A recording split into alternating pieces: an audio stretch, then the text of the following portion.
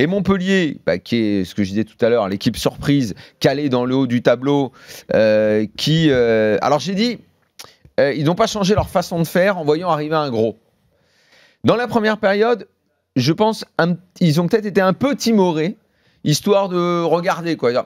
Bon, alors est-ce qu'on fait, parce que c'est quand même Marseille et tout, ils ont été peut-être un poil moins entreprenants que d'habitude. Et puis à la mi-temps, je crois que c'est Mollet qui a parlé et qui a dit non, c'est un petit peu comme s'ils avaient pris conscience. Non mais franchement, c'est pas fort du tout en face, les mecs ils font rien. Donc on va y aller. On va être un peu plus entreprenant. Résultat, bim, ils les ont tordus, ils les ont corrigés sur la seconde période. Je sais même pas. Mais c'est quoi, Daniel ? Je sais même pas. La deuxième mi-temps, ils les ont écrabouillés. Je sais même pas s'ils ont été timorés ou s'ils ont été juste surpris. En fait, je pense qu'ils s'attendaient au moins un peu des deux, à avoir un Marseille effectivement pressé un peu plus haut, etc. Je dirais ils ont été un peu observateurs. Et puis ils se sont dit non mais attends, les mecs en face ils font rien là, c'est l'OM ça. Tu veux un symbole où dès le premier ballon marseillais tu te dis mais et on en a parlé, c'est ces coups d'envoi là demandés par Rudy Garcia. Ça je comprends pas. Non mais attends, de rugbyman. Alors tu sais au début ça m'a fait rigoler, j'ai dit ok je comprends. Ouais mais si encore tu le fais et puis que derrière tu montes et que tu fais un gros pressing. Non mais là il y a personne. Mais il y a pas eu de pressing quoi. Voilà. Ça veut dire que tu mets ton ballon en touche pour laisser l'équipe adverse faire sa touche tranquillement. Voilà. Donc c'est tout un symbole. C'est anecdotique hein, mais c'est tout un symbole. Bien sûr, mais j'entends et je vois le symbole. Donc c'est ça je vais vous mettre en avant, on a l'impression que Montpellier a décidé de tout. Bon, on observe, puis d'un coup, bon, allez, on peut y aller parce que franchement, il n'y a que dalle en face.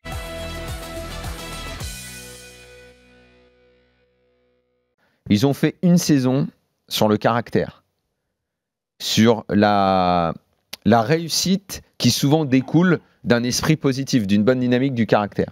Moi, ça fait quelques semaines que je disais attention, parce que après ça tourne un peu quoi. On sent de toute manière que tu n'arrives plus à tirer autant de tes joueurs. Quoi. La réussite te fuit un peu. Et il est où le jeu ? Mais le jeu, il n'y en a pas.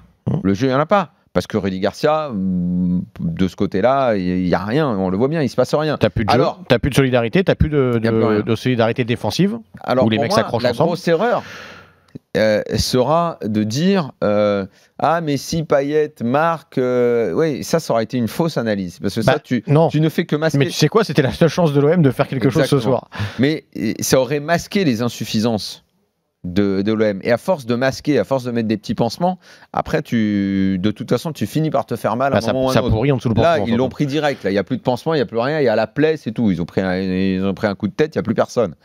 Et là, il va falloir se redresser là-dessus parce qu'ils vont troisième défaite de suite. Ils vont en Coupe d'Europe à Rome. Là, tu peux avoir une série. La Coupe d'Europe, ils peuvent être éliminés jeudi. Généralement, quand tu as été aussi mauvais que ça, s'il n'y a pas une réaction derrière, là, c'est que vraiment tu es plus bactère.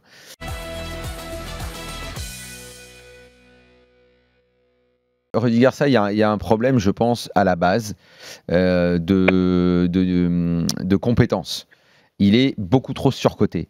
Il avait réussi une belle histoire à Lille, mais dans notre Ligue 1, des mecs qui ont réussi des belles histoires pour se hisser même à un titre de champion, il y en a beaucoup.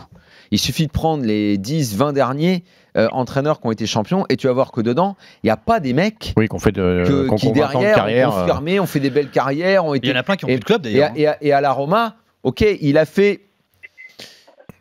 Ouais, il a eu une bonne séquence, il a su communiquer, mais dès le début, on sentait que ça finirait mal. Et ça a fini mal.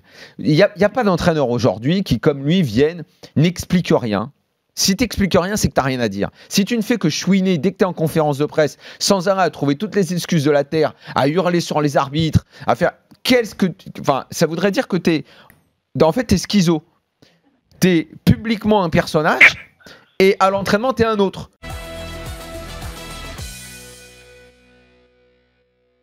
Il n'aime pas qu'on dise que c'est un entraîneur défensif. Vahid Halilhodžić. Alors, il y a des malentendus à dissiper.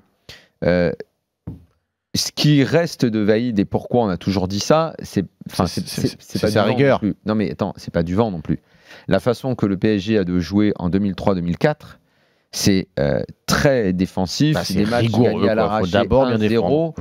C'était dur. En plus, il reprenait une équipe qui sortait d'une mauvaise saison. Et en gros, il avait resserré les boulons. Et sur cette année-là, tout s'était parfaitement goupillé. Mais c'était pas non plus un délire footballistique. Hein.